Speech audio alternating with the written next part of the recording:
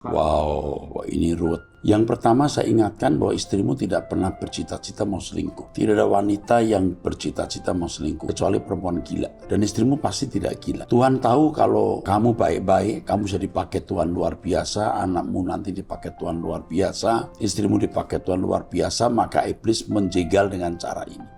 Ketika kamu memberikan cintamu penuh kepada istri yang sudah bersalah, maka dia akan merasa berhutang kehidupan dan berhutang kebaikan. Dia akan mencintai kamu lebih. Lakukan itu. Dan sekarang kamu belajar untuk mengendalikan diri. Karena kamu rasanya belum dewasa. Umurmu mungkin sekitar 32, 33. Kalau kamu tidak keberatan nanti dibimbing. Ini perlu pembimbingan, pembinaan, pendampingan masa-masa krisis ini.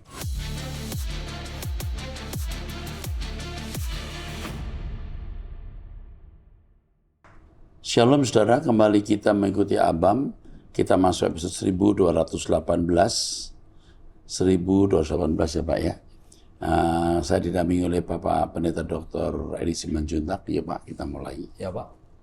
Dari seorang wanita usia 56 tahun, status cerai hidup, memiliki 2 anak tinggal di Jakarta, salah satu GSKI. jemaat GSKI. Shalom Pak Eras dan tim, saya ingin bertanya mengenai masalah anak saya.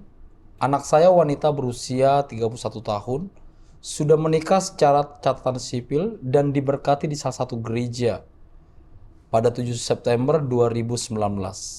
Namun setelah 6 bulan menikah, suaminya meninggal pada 10 Maret 2020 saat sedang dinas di luar kota dan mereka belum dikarunia anak.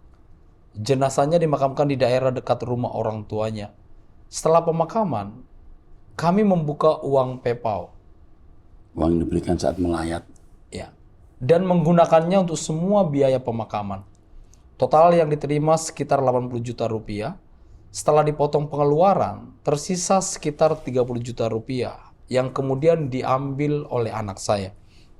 Selama menikah, anak saya dan suaminya tinggal di rumah keluarga kami.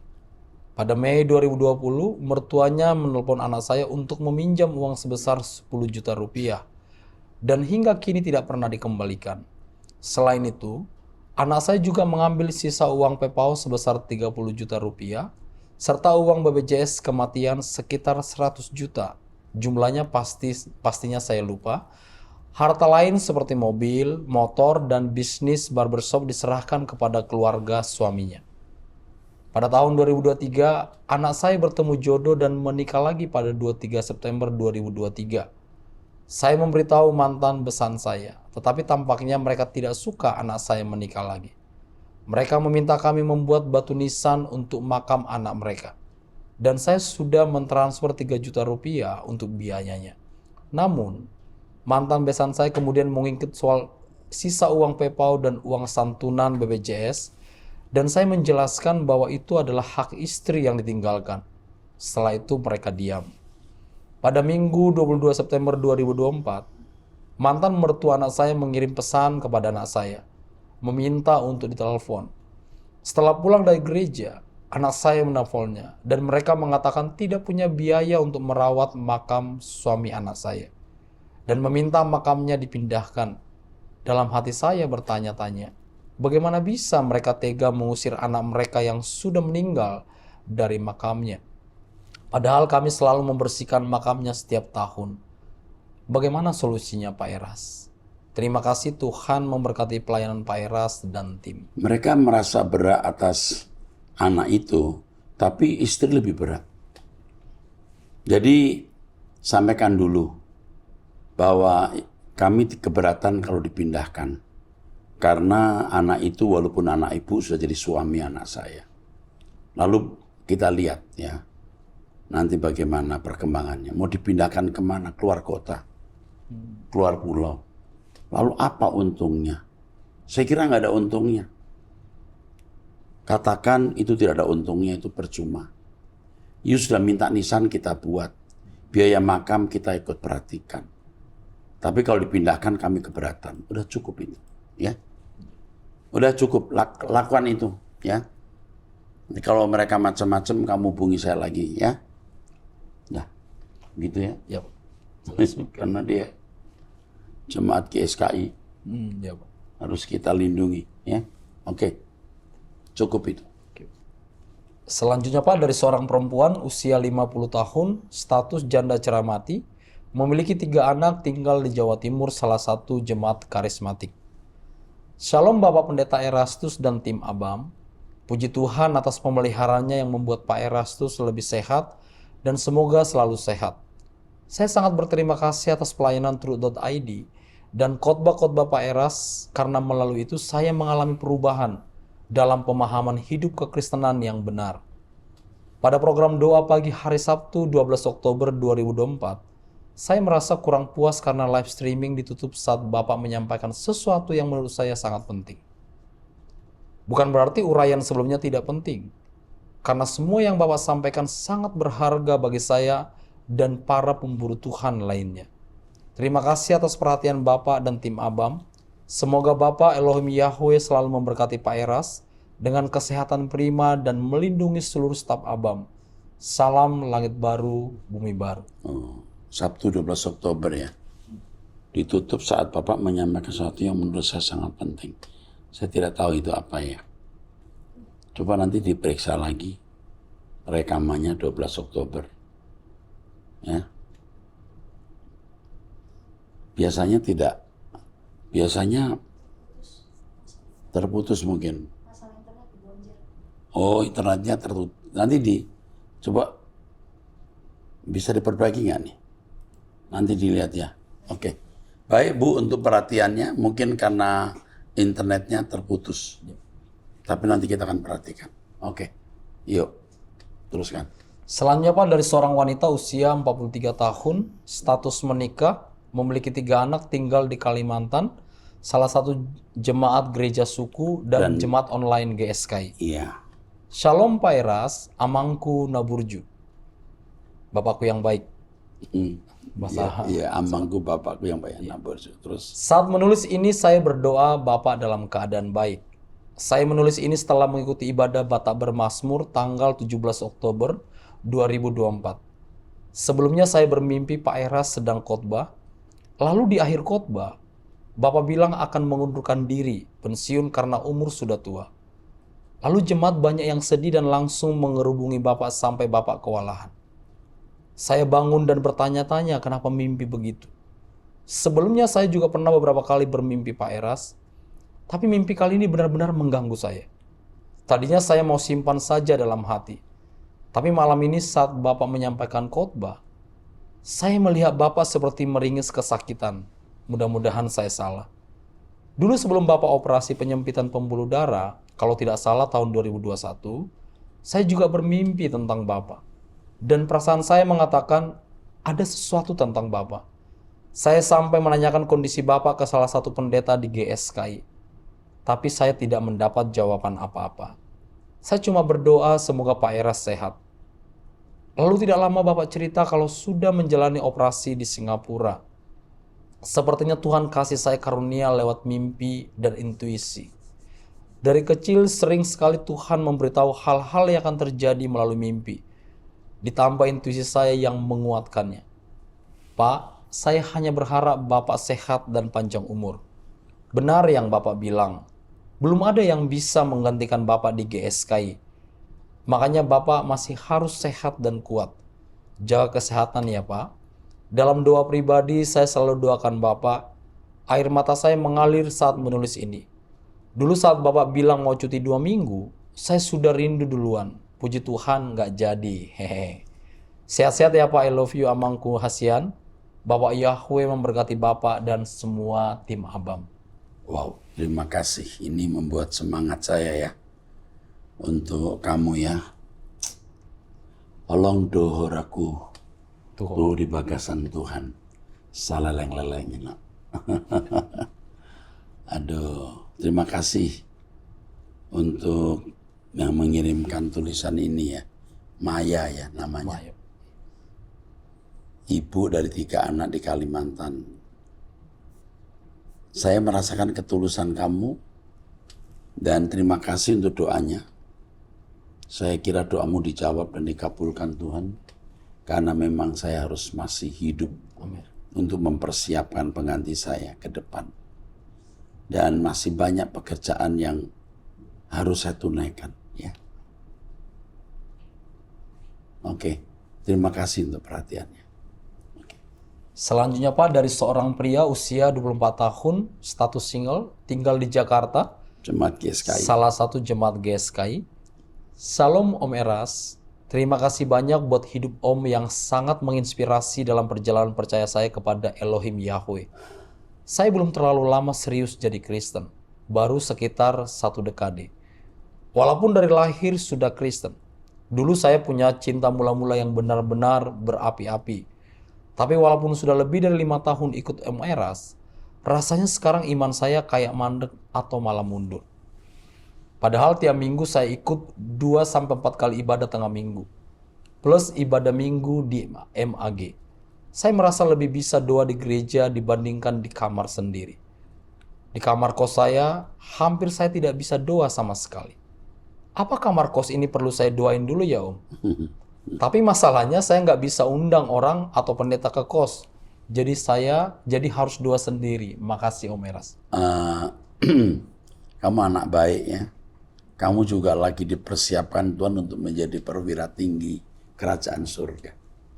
Coba kamu paksa dirimu berdoa di kos itu. Haleluya, haleluya, haleluya. Kami datang, aku datang kepadamu Tuhan. Kau paksakan. Kalau ada kuasa kegelapan akan nyingkir. Dan akhirnya kos itu menjadi tempat kamu berdoa dengan senang hati. Ya, dimanapun saya berada, selalu menjadi tempat di mana saya senang berdoa. Di ruang kerja saya, di ruang kamar saya, ruang tidur saya masuk hotel, itu selalu bisa. Kita yang membuat tempat itu jadi kegemaran, ya. Oke? Kamu bisa harus membuat ruang kosmu menjadi tempat pertemuan dengan Tuhan. Mantap sayang. Aku sayang kamu. Oke. Selanjutnya Pak, dari seorang wanita usia 43 tahun, status menikah, memiliki 2 anak, tinggal di Jawa Tengah. Salah satu jemaat Protestan. Salam Pak Erastus beserta tim Abam. Saya dan suami pecinta suara kebenaran yang hampir selama 2 tahun terakhir ini, kami mendengar dan belajar suara kebenaran lewat truth.id. Terima kasih Pak Eras untuk pewahyuan firman yang selalu baru, yang mengarahkan kami untuk hidup suci dan kudus. Hidup yang berkenan di hadapan Bapa dalam segala perkara. Dan mempersiapkan diri untuk hidup di langit baru, bumi baru. Suara kebenaran inilah yang menginspirasi suami saya untuk menulis beberapa lagu rohani yang salah satunya saya nyanyikan. Kami rindu lagu ini jadi berkat bagi banyak orang. Kami sudah bikin video sederhana yang sudah kami unggah di channel YouTube. Semoga Pak Eras berkenan untuk mendengarnya. Kami berdoa, Pak Eras diberi kesehatan dan umur panjang untuk terus menyampaikan suara kebenaran yang mengubahkan banyak orang. Tuhan Yesus memberkati. Kepadamu ya Erni Suryandari ya. Saya sudah mendengarkan pujianmu. Keren. Bukan basa-basi, keren. Kalimatnya dan nadanya itu aliran saya. Syairnya dengan Pak Edi kita mendengar ya, sudah. Dengan tim di sini sudah mendengar bersama. Syairnya itu truth.id, SK banget. Dan nadanya pun juga nada Erastian itu ya. Bagus, selamat ya. Nanti saya pertimbangkan ya. Untuk lagu ini bisa dinyanyikan. Oke? Nanti kita berikan ke tim musik. Oke. Pak Yabes ya. Oke. Tuhan memberkati, sampaikan salam saya kepada suamimu. Salam LB3. Oke. Selanjutnya Pak, dari seorang pria usia 20 tahun, status belum menikah, salah satu jemaat Pentakosta. Salam Bapak, saya sangat termotivasi sekali dan sangat tersentuh dengan pengajaran Bapak. Bahkan kemurahan hati yang Bapak miliki. Jujur, saya sangat ingin menjadi hamba Tuhan yang visioner. Hidup dalam kekudusan seperti yang Bapak ajarkan. Tapi Pak, saya seorang yang terlahir dari keluarga yang sederhana.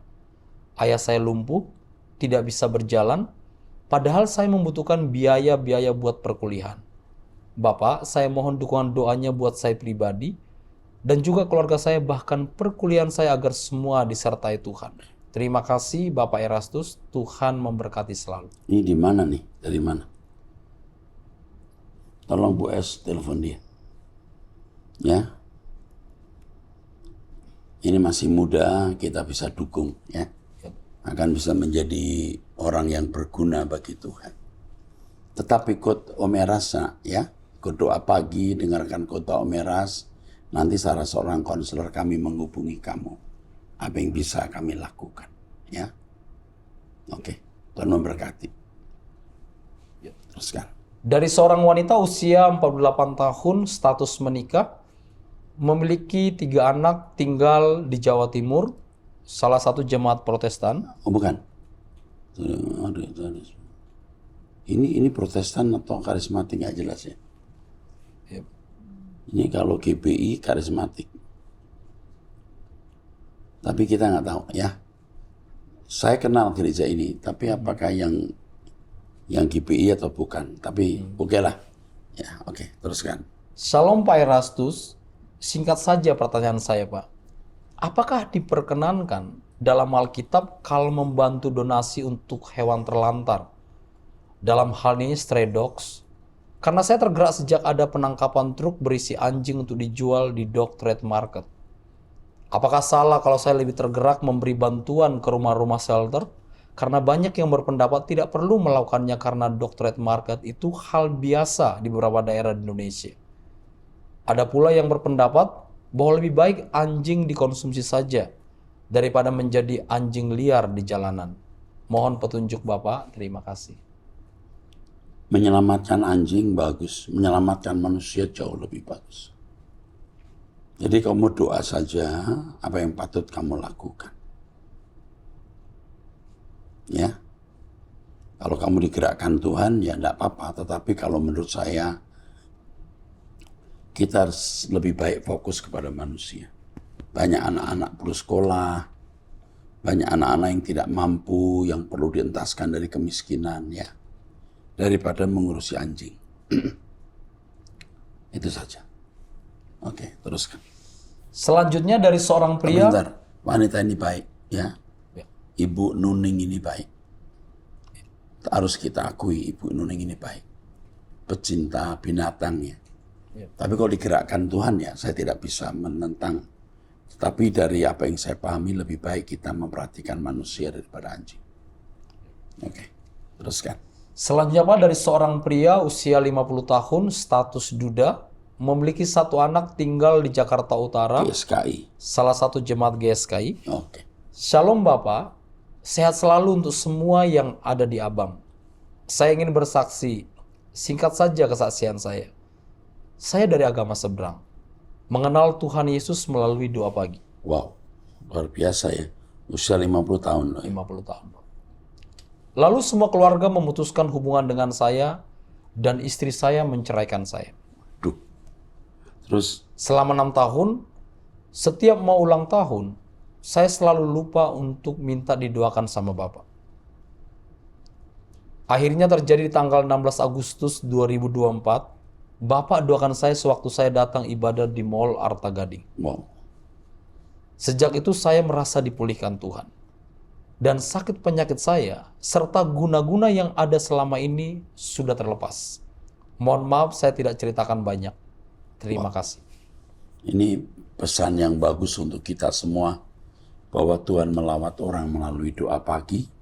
Dan puji Tuhan, Tuhan memberikan kelepasan dan pemulihan. Saya berharap Anda tidak menikah lagi. Anda mengharapkan, Anda berdoa dan berharap istri akan kembali beserta anak-anak. Supaya semuanya bisa berkumpul nanti di langit baru, bumi baru.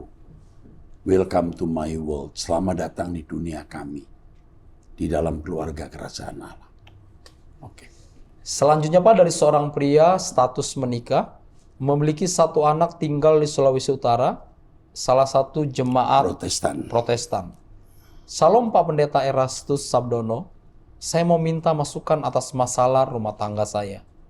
Saya masih sulit menghilangkan rasa sakit hati yang istri buat karena dia selingkuh. Memang dia bilang sudah tidak lagi. Tetapi perasaan hati selalu dihantui pikiran negatif. Terkadang masalah kecil akhirnya jadi besar dan pasti akan menjurus pada masalah perselingkuhan itu. Padahal saya sudah berdoa minta kekuatan pada Tuhan. Agar saya bisa melepaskan pengampunan pada istri dan laki-laki itu. Ingat, kamu sudah punya anak ya. Sebaiknya kamu bisa mengampuni dan melupakan. Kalau tidak, kau menghancurkan masa depan anak.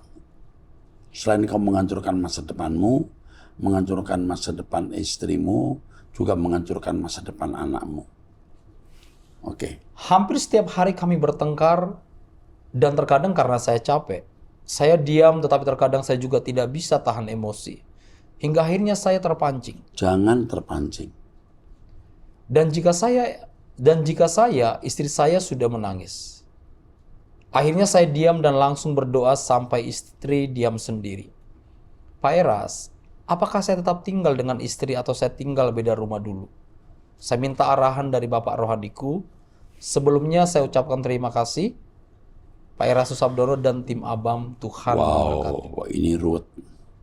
Yang pertama saya ingatkan bahwa istrimu tidak pernah bercita-cita mau selingkuh. Tidak ada wanita yang bercita-cita mau selingkuh, kecuali perempuan gila. Dan istrimu pasti tidak gila. Tuhan tahu kalau kamu baik-baik, kamu bisa dipakai Tuhan luar biasa, anakmu nanti dipakai Tuhan luar biasa, istrimu dipakai Tuhan luar biasa, maka iblis menjegal dengan cara ini. Nah, sekarang bagaimana kamu memulihkan ini? Kamu mengampuni dengan apa yang tadi saya sampaikan, bahwa istrimu tidak merencanakan untuk selingkuh. Dia jatuh. Kamu mengampuni dan melupakan dia karena memang dia tidak bercita-cita mengkhianati kamu. Dan jangan sekali-kali disinggung lagi masalah itu. Istri yang pernah selingkuh belum tentu lebih buruk dari istri yang belum pernah selingkuh. Ketika kamu memberikan cintamu penuh kepada istri yang sudah bersalah, maka dia akan merasa berhutang kehidupan dan berhutang kebaikan. Dia akan mencintai kamu lebih. Lakukan itu. Dan sekarang kamu belajar untuk mengendalikan diri. Karena kamu rasanya belum dewasa. Umurmu mungkin sekitar 32, 33. Kalau kamu tidak keberatan, nanti dibimbing. Ini perlu pembimbingan, pembinaan, pendampingan masa-masa krisis ini. Ya, kuat ya nak. Supaya kamu jangan sampai menghancurkan hidupmu dan terutama anakmu. Ayo, lupakan kesalahan istrimu. Kalau kau bisa mengampuni dan mencintai dia, kamu akan mencintai dia lebih dari waktu sebelum dia selingkuh. Kamu harus memiliki belas kasihan kepada istrimu. Bukan hanya cinta, belas kasihan. Oke. Selanjutnya Pak, dari seorang wanita usia 43 tahun, status janda, ditinggal mati, memiliki 2 anak, tinggal di Jakarta, salah satu jemaat GSKI online. Shalom Pak Erastus, terima kasih Pak Eras untuk jawaban atas pertanyaan saya sebelumnya mengenai hal menjual rumah untuk menutupi hutang bank. Saya sudah mengikuti saran dari Bapak untuk menurunkan harga jual, tapi sampai hari ini belum terjual juga. Sampai bulan kemarin saya tidak dapat membayar bunga bank dan awal bulan ini saya dapat SP1 dari bank. Saya merasa benar-benar terpuruk sampai beberapa kali saya sempat berpikir untuk mengakhiri hidup rasanya. Saya tidak sanggup menanggung beban ini sendirian. Saya merasa ditinggal sendiri, rasanya Tuhan sudah meninggalkan saya. Tapi saya tetap rindu menyembah Tuhan. Hingga akhirnya semalam saya ikut doa Jumat malam lewat online, tetapi saya tidak bisa menyembah. Saya cuma menonton Pak Eras menyembah sambil berpikir, Tuhan sudah meninggalkan saya. Setelah sekian waktu saya cuma bisa diam, lalu dalam hati ada suara, Tuhan tidak pernah meninggalkanmu. Seketika itu saya menangis jadi-jadinya, dan saya baru bisa ikut menyembah dengan hancur hati. Pak Eras, apakah suara itu dari Tuhan atau suara hati saya sendiri? Mohon dukungan doanya Pak. Pasti itu suara dari Tuhan. Coba rumahnya di mana, harganya berapa, diinfokan kepada semua abang. Tidak semua saya izinkan ini. Tapi untuk ibu ini tolong. Lalu kita punya penasihat keuangan siapa waktu itu ya? Yang ada orang membantu itu. Coba dihubungi. Dinasihati wanita ini. Karena dia janda. Dia jemaat GSKI online loh. Walaupun dari gereja lain, tapi kalau sudah ngaku GSKI, dia perlu dilindungi. Coba diakonia suruh hubungi dia. Kamu akan dihubungi oleh diakonia kami. Jangan bunuh diri, konyol ya. Orang cuma masalah begitu aja. SP1, nanti kita pikirkan ya. Kita ikut menjualkan ya. Kasihan ini Bu. Oke deh ya. Selanjutnya dari seorang pria usia 73 tahun, status menikah, memiliki 3 anak, tinggal di Jawa Timur, salah satu jemaat karismatik. Shalom Bapak Pendeta Dr. Erastus Sabdono yang sangat kami kasihi. Saya mau bertanya, pada waktu kedatangan Tuhan Yesus yang kedua, orang yang mati dalam Tuhan dibangkitkan, yang hidup dalam Tuhan diubahkan, lalu diangkat oleh Tuhan. Iya, betul. Namun apakah orang-orang tersebut tidak menghadap tahta pengadilan Tuhan dan langsung masuk kerajaan Allah? Alkitab tidak pernah menunjukkan urut-urutan peristiwanya. Tapi yang prinsip adalah ketika kedatangan Tuhan, yang sudah mati dibangkitkan, yang masih hidup diubah dalam sekejap.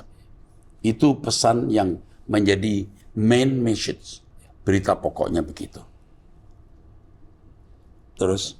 Terima kasih jawabannya. Kiranya Bapak Yahweh memberikan hikmat, marifat, dan kesehatan yang sempurna kepada Bapak dan tim Abam.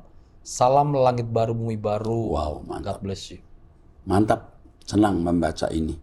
Ya, jadi kita tidak perlu tahu urut-urutannya, tapi yang jelas ketika diberitahukan di 1 Korintus 15 ini bicara mengenai kebangkitan, yang mati akan bangkit dan yang masih hidup akan diubah dalam sekejap. Wow, ya. Oke, kita teruskan. Selanjutnya Pak, dari seorang pria usia 33 tahun, Ya. status menikah, memiliki 1 anak, tinggal di Jakarta, salah satu jemaat karismatik. Shalom Pak Pendeta, saya baru 2 tahun menikah dan dikaruniai 1 putra berumur 9 bulan. Saya berpacaran dengan istri saya selama 12 tahun sebelum kami akhirnya menikah. Sebelum menikah, hubungan saya dengan pacar saya sempat ditentang oleh ibu saya dan ayah dari pacar saya karena kami berbeda ras. Saya warga keturunan dan pacar saya orang Jawa. Kami juga berbeda agama. Saya Kristen, karismatik, sementara pacar saya Katolik. Tapi setelah itu, hubungan calon istri dan ibu saya baik sekali. Dan akhirnya kami menikah dan pacar ikut agama saya. Keluarga pacar saya sebagian besar sudah pindah ke agama lain. Yang membuat ibu saya merasa dibohongi karena dia baru tahu setahun sebelum saya dan istri mau menikah. Oleh karena itu, 1 tahun sebelum rencana pernikahan, ibu saya sempat mengajukan syarat bahwa setelah menikah, saya tidak boleh ikut berkumpul dengan keluarga besar istri. Saya hanya boleh berkumpul dengan keluarga inti dari istri saya. Dan ini sudah disetujui oleh calon istri saya waktu itu. Sehingga akhirnya kami pun bisa menikah. Singkat cerita, setelah menikah memang kami melanggar perjanjian itu Pak Pendeta. Saya sempat datang dan berkumpul dengan keluarga besar istri pada saat lebaran dan waktu-waktu tertentu. Ketika ketahuan ini, membuat ibu saya marah besar dan menuduh istri saya menipu karena dianggap melanggar komitmen. Kemarahan ini berlanjut karena ibu saya menilai istri saya tidak punya etika karena tidak mau mengakui bahwa dia sudah melanggar komitmen dan tidak meminta maaf. Alasan lain yang membuat ibu saya tidak suka dengan istri saya adalah karena menurut ibu saya, sesudah menikah saya jadi jarang ke gereja. Ibu saya menuduh semua itu karena pengaruh buruk istri saya. Padahal saya jarang ke gereja karena saya merasa repot karena anak saya masih berusia 9 bulan. Kondisi ini membuat saya bingung Pak Pendeta, apa yang harus saya lakukan? Sebelumnya saya ucapkan terima kasih, Tuhan Yesus memberkati Pak Pendeta. Maaf jika pertanyaan saya mungkin kurang jelas. Saya kasih tahu, tapi jangan kasih tahu ibumu ya. Ibumu itu sakit. Sakit, dominan, egois. Tetapi kamu harus tetap menghormati ibumu. Yang kamu lakukan adalah kamu dan istrimu datang berdua minta maaf. Kamu harus mengatakan sebagai laki-laki bahwa kedatangan ke keluarga besar itu bukan inisiatif istrimu, kamu. Kamu sebagai inisiator atau kamu yang paling menentukan mengapa sampai kamu datang di keluarga besar. Datang, minta maaf, dan akui kesalahan itu tanggung jawab kamu. 2, beri alasan mengenai kamu tidak ke gereja karena anak. Dan saya beritahu kamu tidak boleh tidak ke gereja. Kamu nanti, saya nggak nakut-nakutin ya, kamu ngurus anak sampai melupakan Tuhan. Anakmu begitu kena sakit dan lain-lain, kau bisa lindungi nggak? Paham nggak kamu? Kamu mengalahkan Tuhan demi anak. Kamu ngerti nggak bahaya sekali anakmu itu? Saya tidak ngancam ya, itu sakit. Kalau sampai meninggal, bisa kamu sambung nyawa anakmu. Makanya jangan sampai begitu. Ini peserta ABAM yang lain mesti mengingat nih. Yang pertama minta maaf, kedua kamu mesti ke gereja dengan alasan apapun. Tiga, beri jaminan kepada mamamu bahwa kalaupun kau berkumpul dengan keluarga besar mereka, kamu tidak akan pindah agama. Dan saya kira sebagai masyarakat yang modern, masyarakat yang beradab di dunia modern yang majemuk, saya kira patut datang kepada keluarga besar yang merayakan Idul Fitri misalnya. Tidak boleh lalu mengasingkan diri. Alasan apa ibumu kamu harus mengasingkan diri dari keluarga besarnya? Tidak boleh gitu. Ya. Ingat jangan kasih tahu mamamu kalau mamamu dikatai sakit. Emang sakit. Ya. Nah, saya mengatakan ini bukan merendahkan mamamu, supaya kamu bisa mengerti, memahami. Jadi jangan menuntut mamamu normal seperti yang lain. Mudah-mudahan mamamu bisa berubah. Tetapi faktor positifnya adalah mamamu cinta Tuhan dan tidak ingin kamu pindah agama. Itu faktor positifnya. Oke, cukup ya. Sampai jumpa di episode yang akan datang. Tuhan berkati.